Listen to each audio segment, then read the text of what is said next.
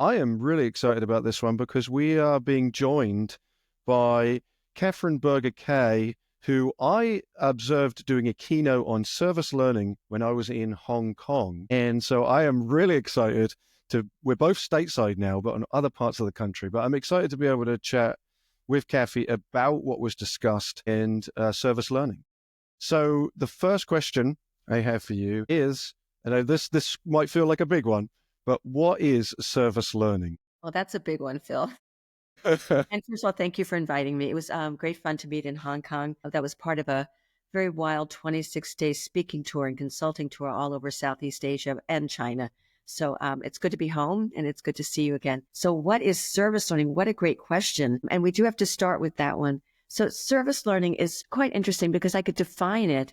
However, service learning is more of a process than a definition, though I will provide a definition also. But it's a way of teaching and a way of looking at how education can happen. For me, probably one of the very best definitions is one I did not come up with, which is very upsetting to me. And I don't even know the name of the person who did, or I would mention her. But she defined service learning as the fourth wall of the classroom that opens up to the world. Isn't that wonderful? So It is. I just love it. So service learning is a way we teach. It's an actual pedagogy. It's taught in education universities all over the world. And it's an approach where we say what students are learning can have a purpose beyond a grade or just doing a demonstration or writing a paper or taking a quiz. That the learning that we do can connect with real needs in communities all around us. And that means it can connect with needs within our school, needs in our neighborhood, needs in a larger scale, even global needs. And students are so excited by the idea that their learning can have some kind of impact and connection. And teachers also become enlivened by this process because they end up finding even a deeper purpose. And most teachers I know, because I've asked why they got into education, it was to make a difference in the lives of children and families and communities. And service learning gives them that possibility where they can take what they're learning in, let's say if they're planting a garden, it's a great thing to do. But if they also know that there's a shelter down the street that doesn't have a lot of fresh produce, and the kids can grow food in their garden and connect it with a local shelter or a food bank or food pantry that gives food to families who may not have access, and they learn about the value of the shelter and all the good programs they offer, a partnership can be made where learning extends beyond the science of growing food to the kind of, I guess, social studies or the connections we make through food. So this really changes and shifts how learning happens. I've had teachers tell me, how do you teach without service learning? Because it really elevates the level of commitment students have. When students know someone is depending upon them, they will put more into it. And we talked even before the podcast about social emotional learning and how with service learning, students will put their heart into the learning in a way they may not if they're just learning for a grade or just to get the paper done. But when they see a real purpose and connection with community, it's just much more engaging. So I love doing it. I love bringing it around, talking to people. You mentioned during that, that you had, or you wanted to create this purpose. Why are we teaching? You wanted to center around improving students' lives. And I think that a lot of educators come into education with that mindset and then get, I would say, bogged down by the standardization, the strict restrictions that they have. And even when I go into classrooms and try to encourage adventure education or experiential education, the thing that I butt up against is, well, we only have 42-minute blocks. We only have, the bell goes off and then the students leave. And how do I continue to engage? I also started from public school education in the same way that you, I believe, did. But there was something about the strict structure that I almost rebelled against. And that's why when I came to finding a different medium of education, it excited me. What about service learning for you? What was that point at which you said, I really need to rather than dipping a toe, I need to just dive in and be fully immersed into service learning versus trying to squeeze it into my current model? For me, I think service learning in some ways checked all the boxes in a certain kind of way. It's a way to engage students, to give them challenges, to have something real going on, the sense of purpose. I mean, I used to use the word to make education relevant, but relevant isn't good enough anymore because kids want to be in real time, in real places. And what we can do with AI and all these other things, it shifts how we're learning and how we're thinking about learning. I found that service learning just elevates everything we're doing. It's interesting we were talking about getting bogged down in all these more standardized kind of approaches. I lead a lot of work on curriculum design around service learning, and I love doing curriculum development. A lot of people go, oh, curriculum, and they kind of shy away from it. For me, it's like I just run in towards it. I love it. And one of the things I often ask is, when you're going to be planning curriculum, what are the things you think about? Curriculum all comes from the choices we make. So I ask, what are the things you keep in mind? And teachers often say standards and assessments is the first things they mention. And then they'll talk about student engagement, or then they'll get into the kind of fun stuff about, people they can meet or finding things that connect to their interests. And after we have this list, the two things I take off the list are standards and assessment, because they narrow our vision of what learning can be. And my theory is if you create the best learning experience you can for students, and I don't use the word lesson plans or activities, because students learn through experiences. So I talk about when you create the best learning experiences you can on any topic, it doesn't even matter. You will, of course, meet those academic standards. The standards aren't something we teach, we meet. And if you don't meet them, perhaps they're not the right standards for your kids in the context that you're in. So we shouldn't be driven by the external forces. We should be driven by what students' interests are, what they can do, and the connections they can make to the real world. I think that's the driver. What's resonating for me at the moment is I've recently been doing a workshop, or I led a keynote recently at a conference on this concept of connection. And I said my statement or my challenge to everyone was that we actually connect more with our whys than we ever do with our whats, whens, and wheres. And when I look at like name tags at conferences, or I hearing of elevator speeches when you meet someone, we immediately go for the whats and the wheres and the whens. Like, I'm from there, this is my name, and this is what I do. But there's no connective tissue there. But we connect with our why. Why are we here today? And what I'm hearing here is that service learning is exactly that too. It's disregarding the whats and the wheres and the whens, and even maybe some of the hows, and it's really focused on the whys. And what I often find when I'm trying to teach educators is that why becomes the anchor, not the fancy toy or the thing that you show or the new model I use. It's like, why am I doing this, and how can I relate that why to the student? And then there's the engagement. Is that what you experience through service learning, that really focus on the why? I think so. I think, when I was in high school, maybe you too, how often did you used to look out the window, wonder, why am I learning this? Like, right? Yes, a lot. All the time. Yeah. I was like the most distracted person in the world. I actually did a whole study on why we get distracted, because I was distracted so much. So, and as teachers now, we often look out the window and wonder, why am I teaching this? So when we don't feel kind of an anchor in what this is about and why this really matters. And one of the things I do in curriculum development is I develop this concept called teacher overarching purpose, or TOP. At some point in curriculum development, I think we, meaning us, the educators, have to stop and go, why am I doing this? Not because it's on the list of standards, but what is my purpose? And I have people write it down, usually on a Post-it note, because I don't want them to write an essay. Just give me a little bit, right? But once you know your purpose and you really clarify, and it could be as simple as, I want kids to learn how to write an opening paragraph. Or it could be, I want them to understand that people in our community bring assets that we don't often recognize. Whatever their purpose is, that's the driver. That's where you develop your essential questions. That's where everything is nurtured and elevated. So we really know why we're doing this, and every day counts and every day matters. And then kids are really more engaged. It's very interesting. Talk a lot about service learning. I'm also talking about many other elements of school life, including the social emotional and the interactions we have. Very often we talk about classroom management. Am I right? Yeah. I just think that's the wrong language. Nobody wants to be managed.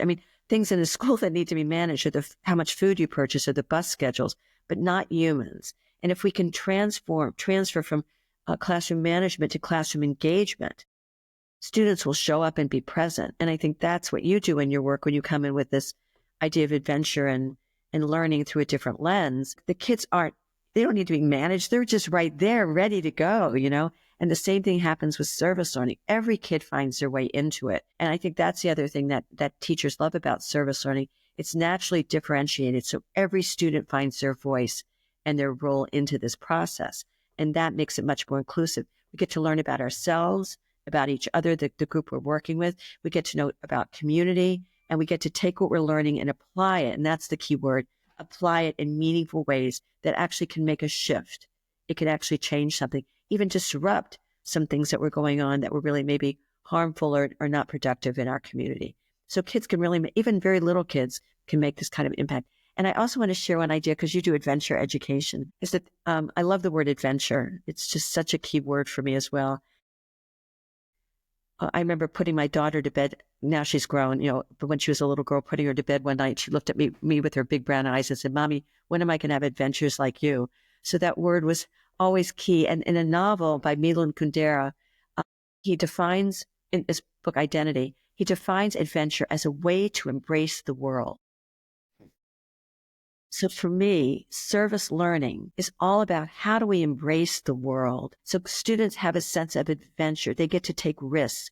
They get to learn about aspects of themselves that they have no idea. And students on the other end of the process, and even during the process, start to recognize their capabilities that they never got to really tap into before. And I think this is essential. They discover who they are as learners, as leaders, as contributors and collaborators. And I think all those are really important elements of growing up. Yeah, it's how do we prepare students for the outside world versus how do we prepare them to pass an exam? Right. That's, and that's almost that flip. I'm always, and I know that everyone who's listening to this right now can reflect and resonate with what I'm about to say, but how many times has an adventure educator or experiential educator or yourself walked into a classroom and maybe being warned by a teacher of a certain number of individuals who are disruptive in the class, because and they'll say, well, they have ADHD, they can't sit still. I am someone who has ADHD, and I also know that world is just not centered for me. The sitting in rigidity doesn't mean I'm not willing to participate or wanting to be involved. And anytime that happens, those students end up being my favorite students, the most engaged, because they are the ones who are really resonating with the different model of teaching. Like, yeah, I get this. I'm really excited.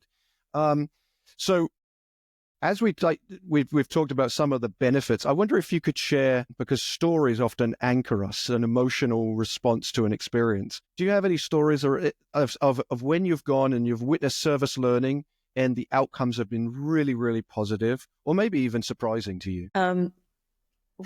I have so many stories, but the one that pops into my head is I was fortunate several times to go to Shanghai to work at Concordia International School. It's a wonderful school. And so I went back on one of the visits, and I was actually doing a parent night. It's a lovely library, there are all these parents there, where I was telling them about service learning, about some of the stories from the school. And one of the stories that had developed for fourth graders was they were learning about migration, and the kids got curious about why people migrate into their own community where the school is located, because it's a very big expat community. So they decided they would go into the neighborhood with obviously an adult watching or nearby and interview people and ask them why they came here and what it's like to be here. Well, these kids had to practice all kinds of skills in order to get there. As you can imagine, how do you interview? How do you get signage off for people, to use their videos, and all the different dynamics.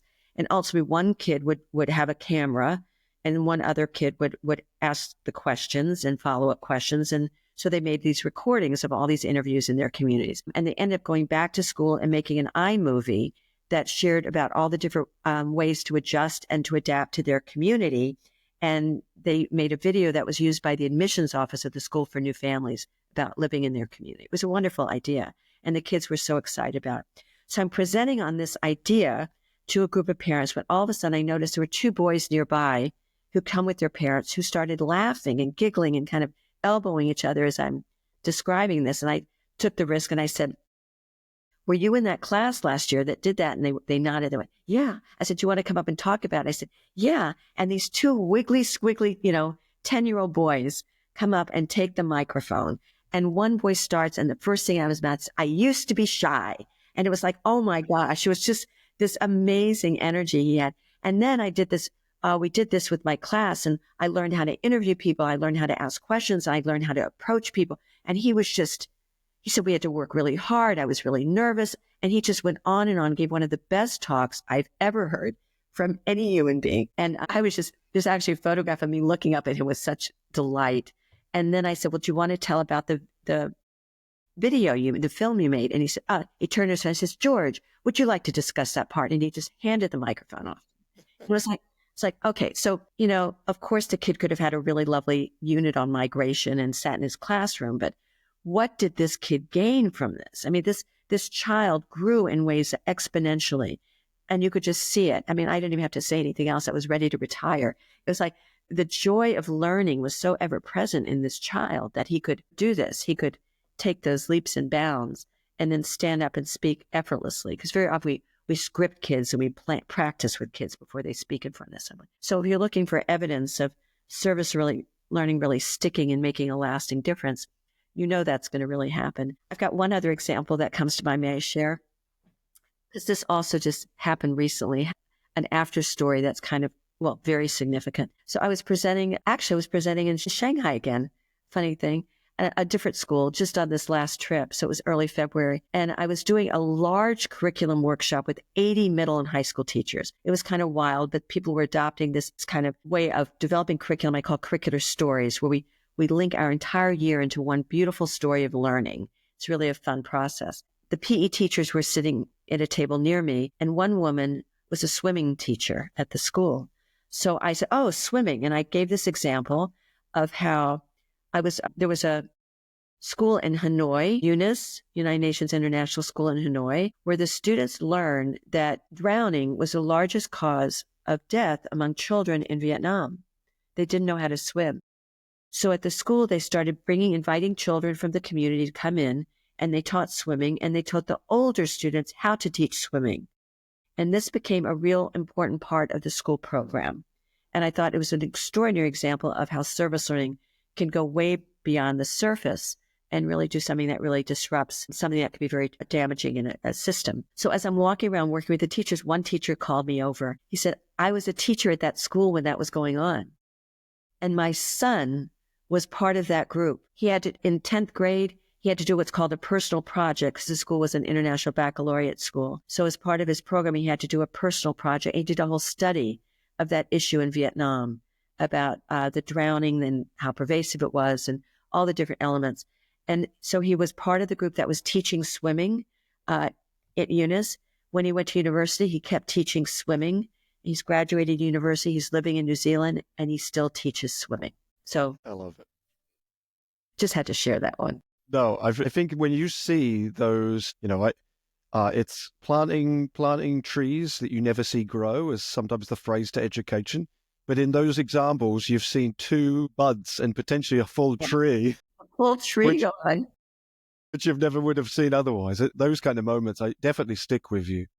And I've many examples. And it's not just for students, it's also for teachers who just feel. There was one group I worked with in Texas. I remember I went to the school. I was doing a study of how service learning was working in a school. And we kind of invited ourselves into a middle school. Like, it was literally, we invited ourselves. I got a few lifelong friends out of it. But this one woman was a math teacher. She was going to give up teaching. She was tired and bored and tuned out.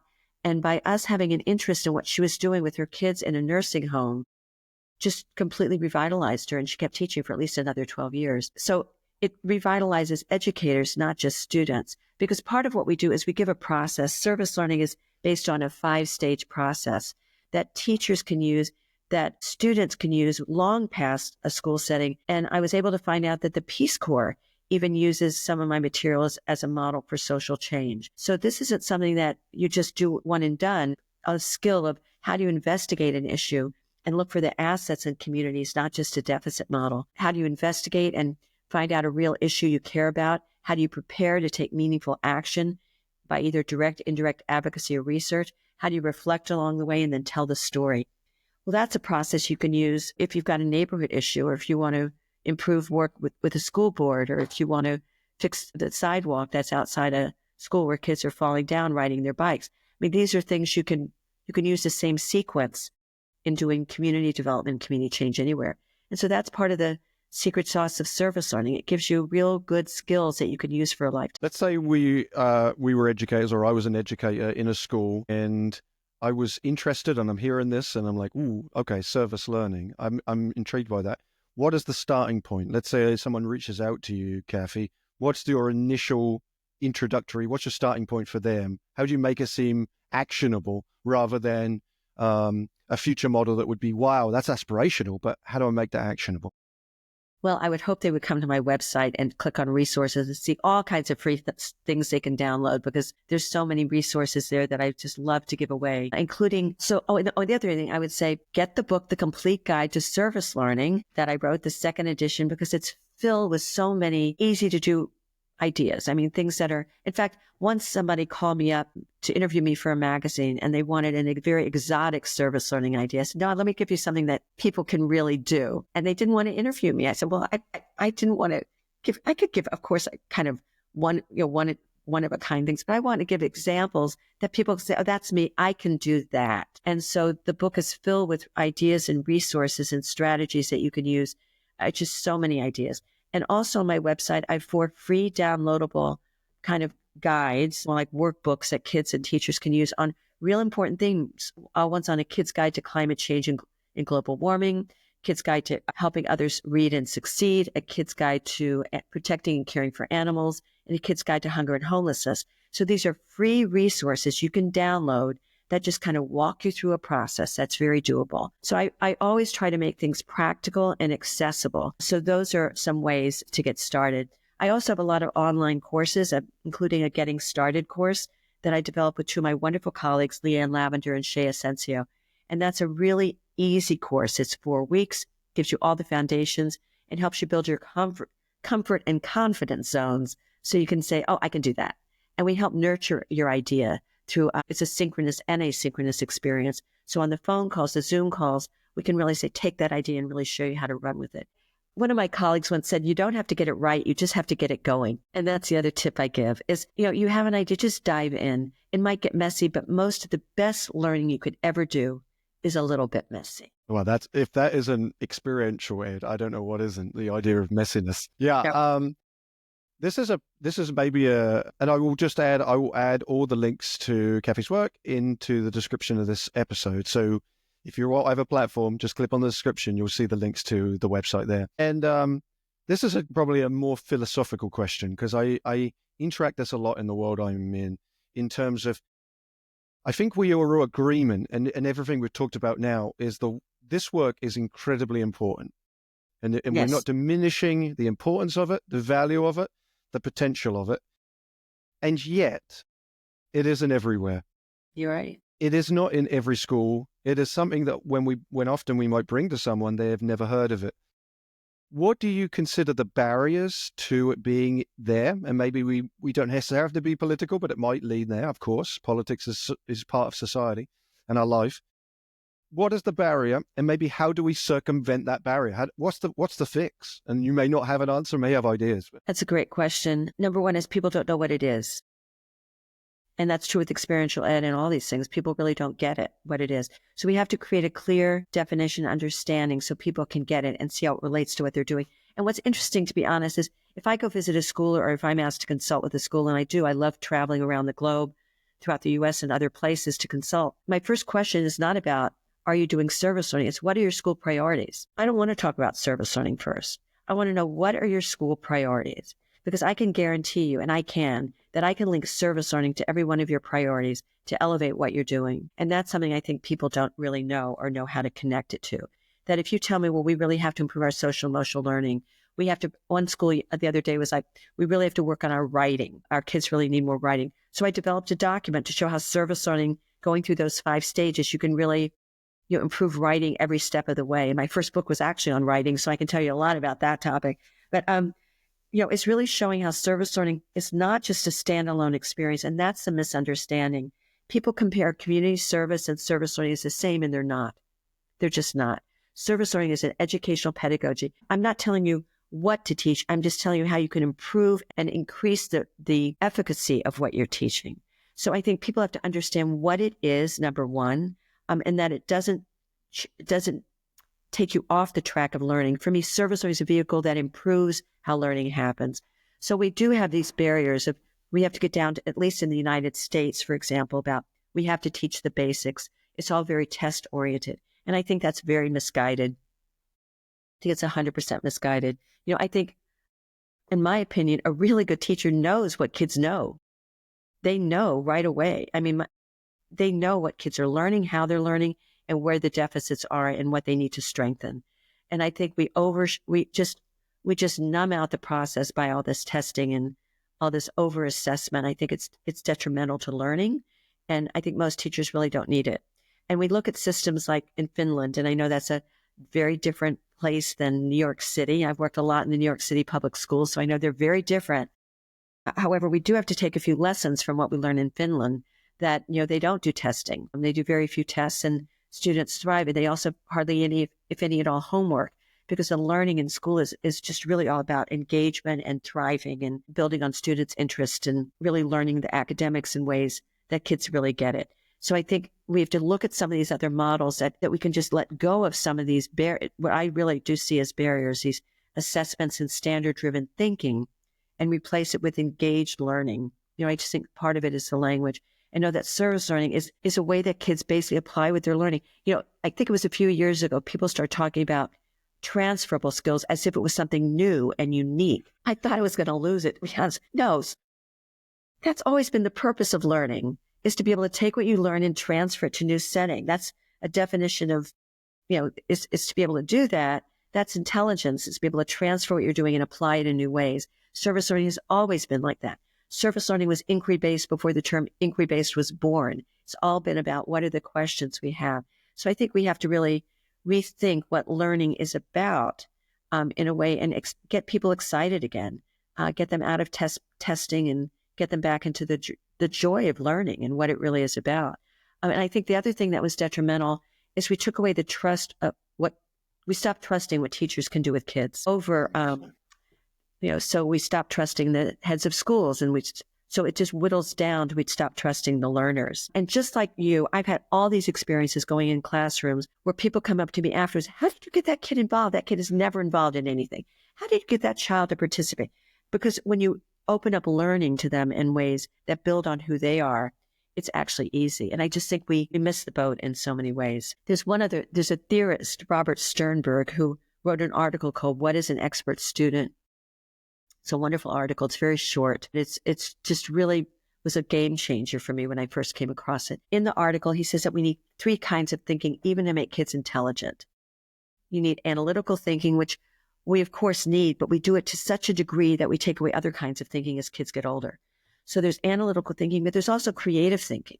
We have to have creative thinking because you're not going to have the next Nobel Prize winner without creative thinking, right? So then you also need practical thinking. So he says you need these kind of thinking, 3 kinds of thinking, even to be intelligent. Well, I was teaching this at a webinar in Mumbai years ago, and another teacher said, Cathy, we have to add a 4th kind of thinking, ethical thinking, which we need a lot of ethical thinking right now in the world because I think we're losing it. So if you think of a model that requires analytical thinking, creative thinking, practical thinking, and ethical thinking, and you build that into how you're teaching and learning with every learning experience you offer, that will be really huge. But that will make you intelligent. Sternberg says there's a difference between intelligence and wisdom.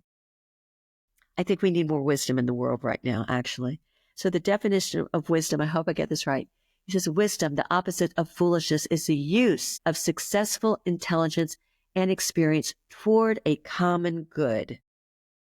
If we're just learning it and we're not using it to make the world around us better, then what is the point? We will become what we learn.